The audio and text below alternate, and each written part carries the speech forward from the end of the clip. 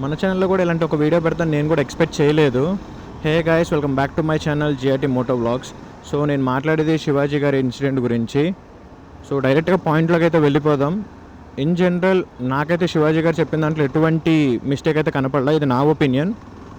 ఆయన మాట్లాడింది dressing sense గురించి కానీ లేడీస్ గురించి కాదు. ఆయన జనరల్గా చెప్పారు. దాన్ని చాలామంది పాజిటివ్గానే తీసుకున్నారు, like common people. But so called celebrities మాత్రం కొంచెం నెగిటివ్ వేలో వెళ్ళిపోయి కేసులు పెట్టడం అన్నీ చేశారు. సరే, ఓకే, అది వాళ్ళ ఒపీనియన్. కేసెస్ పెట్టారు, ఆయన దానికి తగ్గట్టు ఆ ప్రొసీజర్స్ అన్నీ ఫాలో అవుతున్నారు.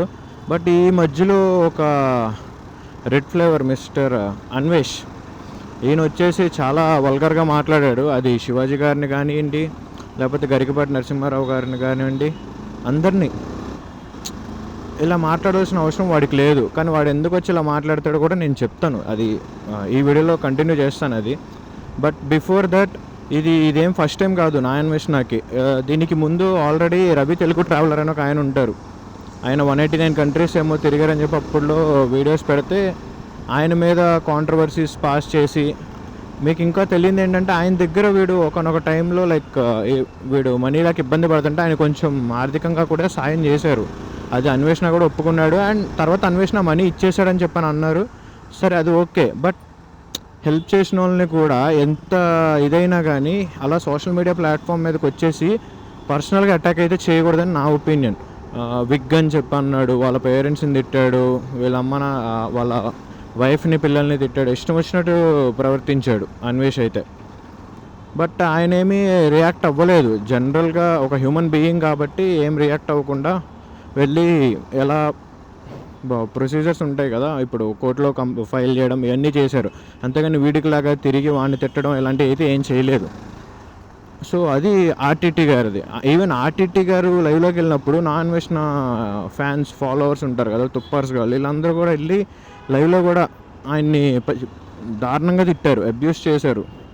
బట్ ఆయన దానికి కూడా ఏం రియాక్ట్ అవ్వకుండా ఓకే అనుకుని వదిలేశారు. సో అది ఆర్టీటీ.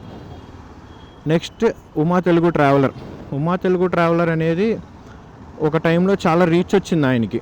లైక్ ఆ సౌత్ ఆఫ్రికా వీడియోస్ పెడుతున్నప్పుడు బడ్జెట్లో కానీ లేకపోతే కష్టపడి ఎలా వెళ్ళాలి అనే దాని మీద చేశాడు, బాగా వచ్చింది. ఈవెన్ అన్వేషణకు కూడా అప్పుడులో లైక్ ల్యాక్స్ అండ్ మిలియన్స్లో వ్యూస్ ఉన్నాయి. బట్ ఏమైందో తెలియదు, సడన్గా ఇంకా అటాక్ చేయడం మొదలెట్టాడు. ఉమా తెలుగు ట్రావెలర్ని కూడా దారుణంగా అటాక్ చేశాడు. మేబీ అక్కడ ఇద్దరిది మిస్టేక్ అయి ఉండొచ్చు. కానీ ఉమా తెలుగు ట్రావెలర్ని ఇంకా పర్సనల్గా ఇంకా వాళ్ళ వైఫ్ని కానీ లేకపోతే పేరెంట్స్ కానీ సేమ్ మనవాడంతా ఎజెండా ఒకటే, వాడే ఎదగాలని కోరుకునే టైప్ వాడు. కానీ బయటికేమో లేదు, నలుగురితో ఉండాలి అనే ఒక ఇది క్రియేట్ చేస్తాడు. సో అదైతే కరెక్ట్ కాదు. నెక్స్ట్ వచ్చి బయ్యా సన్నీ యాదవ్. నేను బయ్యా సన్నీ యాదవ్ కూడా ఎగ్నెస్టే. బికాజ్ బెట్టింగ్ యాప్స్ ప్రమోట్ చేశాడు, వల్గర్గా మాట్లాడుకున్నారు ఇద్దరు. Like Bayya Sunny Yadav and నా అన్వేషణ వల్గర్గా మాట్లాడుకున్నారు. అసలు సోషల్ మీడియా ప్లాట్ఫామ్ చూడడానికి చిరాకే వేసేలాగా మాట్లాడుకున్నారు. బట్ బయ్యా సన్నీ యాదవ్ వీళ్ళ పేరెంట్స్ జోలికి రాలేదు. నా అన్వేషణ గారు మాత్రం వీళ్ళ పేరెంట్స్ని కూడా దారుణంగా తిట్టాడు. నెక్స్ట్ వచ్చేసి పరేషన్ బాయ్స్ నాకు తెలిసి చాలామంది తెలుసు, ఇమ్రాన్ అని. ఆయన మేబీ బెట్టింగ్ యాప్స్ ప్రమోట్ చేశారు, కేసు ఫైల్ చేశారు, ఆయన లీగల్గా ప్రొసీడ్ అవుతున్నారు, అంతా బాగానే ఉంది. వీడు మళ్ళీ వాళ్ళ మదర్ గురించి ఒక స్టేట్మెంట్ పాస్ చేశాడు. అసలు అదైతే మరీ దారుణం. అంత నీచానికి కూడా వెళ్ళకూడదు. ఒక మదర్ని తిట్టాడు వాడు. ఒకళ్ళని కాదు, అందరినీ, ఎక్సెప్ట్ వాడి పేరెంట్స్ వదిలితే వాడి పేరెంట్స్ని వాడు కూడా తిట్టుకుని డబ్బులు సంపాదించే టైప్ వాడు. మీరు అలాంటి వాడికి సపోర్ట్ ఇస్తున్నారు. ఇంకా స్టిల్ ఇప్పటికీ కూడా వాడికి 20 lakhs సబ్స్క్రైబర్స్ ఉన్నారంటే ఇంకా ఆలోచించుకోండి. 70,000 near to 1 lakh subscribers down అయ్యారు అంతే. వాడికి అది ఫరక్ పడదు. ఇక్కడ మీరు అర్థం చేసుకోవాల్సింది ఏంటంటే అసలు వాడు ఈ వీడియో ఎందుకు చేస్తున్నాడు, లేకపోతే ఇలాంటి టాపిక్స్ ఎందుకు కవర్ చేస్తున్నాడు అనేది మీరు చూసుకోండి. అది చెప్తాను ఇప్పుడు.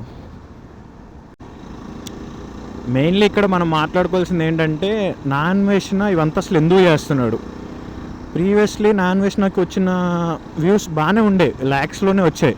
తర్వాత మిలియన్స్లోకి ఒక టైంలో చాలా రీచ్ వచ్చేసింది. ఈయన ఒక్కడికే ఇంకా వ్యూస్ పెరగడం, ఇన్కమ్ పెరగడం ఇవన్నీ వచ్చినాయి. ఈవెన్ 1 monthలో 30 lakhs, 2 months కలిపి 70 lakhs ఏమో వచ్చినట్టు కూడా యూట్యూబ్లో పెట్టాడు. ఈ మనీ జనరేషన్ ఈ ఉంటేనే మనోడు ట్రావెల్ చేయగలడు. సో బెట్టింగ్ యాప్స్ ప్రమోట్ చేయనంత మాత్రాన మనోడు మంచోడు అయిపోడు కదా. మనోడి తమ్నేల్స్ చూడండి ఒకసారి వెళ్ళి. ఇప్పుడు శివాజీ గారు జస్ట్ డ్రెస్సింగ్ సెన్స్ గురించి మాట్లాడారు. లేదా ఒక 2 రాంగ్ వర్డ్స్ యూజ్ చేశారు, దానికే ఇంత అయిపోతున్నారు కదా అందరూ. ఒకసారి నాన్వేష్ నా యూట్యూబ్ ఛానల్ ఓపెన్ చేసి తన థంబ్నెయిల్స్ అండ్ తను దిగే ఫొటోస్ కానీ అమ్మాయిలు కానీ వాళ్ళతో మాట్లాడే మాటలు కానీ చౌక చౌక అనే ఒకటి యూజ్ చేస్తాడు. అది చౌక చౌక అని మరి చెప్పి నార్మల్ వస్తువులకి వాడతాడు, మరి మిగతా వాటికి కూడా వాడతారు. మరి దానికి మీరు ఆన్సర్ ఎలా ఇద్దాం అనుకుంటారు? నాకు ఇంకా ఎలా డిఫెండ్ చేస్తారో చెప్పండి. ఇక్కడ సామాన్లు అన్నారని చెప్పేసి శివాజీని వేసుకున్నారు, మరి వీడు చౌక చౌక అనేది ఎవరిని అంటున్నారు చెప్పండి? వాడు ఒక ఇండియనే కదా, ఫారినర్స్ అంటే ఏముంది, అమ్మాయిలనే అంటున్నాడు వాడు కూడా, మరి వాడిని కూడా తిట్టాలి కదా. సోగోల్డ్ సంఘాలన్నీ మరి ఏమైపోయినాయి? ఇది నేను యాజ్ ఎ ఇండివిజువల్గా నాకు ఇది అనిపించింది.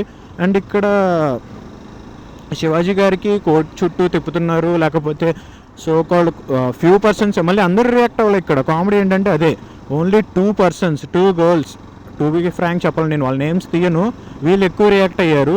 రిమైనింగ్ పర్సన్స్ నాకు తెలిసి రియాక్ట్ అయ్యారని నేనైతే అనుకోవట్లేదు. చాలామంది వరకు మంచిగా మాట్లాడావు అది ఇది అని అన్నారు శివాజీ గారిని. ఎందుకంటే ఆయన చెప్పింది ఒక ఉమెన్ రెస్పెక్ట్ గురించే మాట్లాడాడు ఆయనైనా, కానీ ఆయన ఏం రాంగ్గా మాట్లాడా. సో ఇవన్నీ కూడా కాదు, వీళ్ళందరిది అయిపోయింది. అసలు గరికిపాటి గారు పద్మశ్రీ, ఆయన అసలు ఎందుకు, లైక్ ఇండియాస్లోనే 4th లార్జెస్ట్ అవార్డు ఆయనకే ఇచ్చారు. అలాంటి ఒక పర్సన్, ది గ్రేట్ స్కాలర్ని వీడు చాలా అసభ్యంగా మాట్లాడాడు. ఆయన తలుచుకుంటే వీడు ఎంత, అసలు కనీసం ఆయన వైపు చూసే అర్హత కూడా వీడికి లేదు. అలాంటిది ఆయన్ని అంత దారుణంగా మాట్లాడారు. ఆయన్ని మాట్లాడినందుకు అట్లీస్ట్ సో కాల్డ్ ఇప్పుడు ఎవరైతే ప్రొటెస్ట్ చేస్తున్నారో వీళ్ళలో ఒక్క ట్వీట్ కూడా పెట్టలేదు.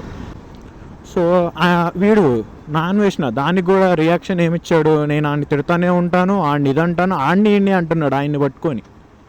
అది ఇది అని చెప్పేసి 2027 అయినా తిడతా, 26 అయినా తిడతా, అది ఇది అని చెప్పి అన్ని మెసేజ్లు అన్ని డైలాగులు వేసాడు.